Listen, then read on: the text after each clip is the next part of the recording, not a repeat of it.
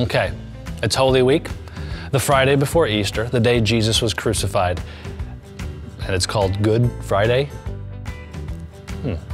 All right. Well, for starters, Good Friday is not the accepted name for the day in other parts of the world. Other names include Holy Friday, Great Friday, or Easter Friday, to name a few. Personally, I like Holy Good Friday. Sums everything up. So, just how did the day come to be known as Good Friday, and what's this particular day of the year all about? Well, we're about to find out as we take a closer look at Good Friday on this episode of Chuck Knows Church.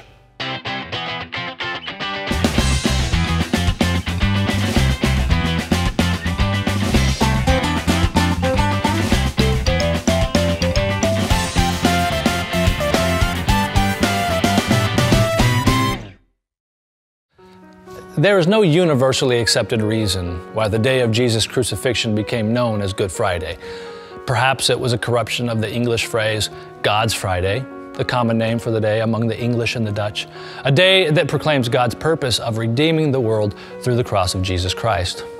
Now, as I mentioned, Good Friday is not a universally accepted term. I mentioned a few, but here are even more names for the day.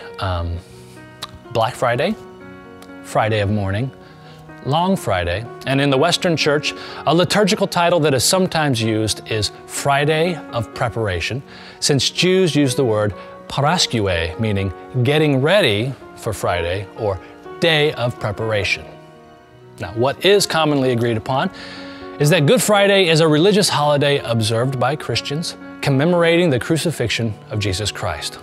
Now, according to the Gospel accounts, the temple guards arrested Jesus in the Garden of Gethsemane, and he was eventually condemned for blasphemy and then sentenced to death by crucifixion, which took place on Friday.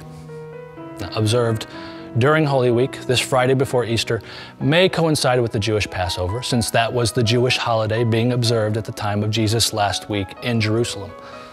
Now, Holy Friday, Black Friday, any and all variations considered, it's understandable how the day became known as Good Friday when we look back to the crucifixion as part of the Easter celebration. Now, it was out of God's goodness that salvation was given to us all through the resurrection of Jesus Christ.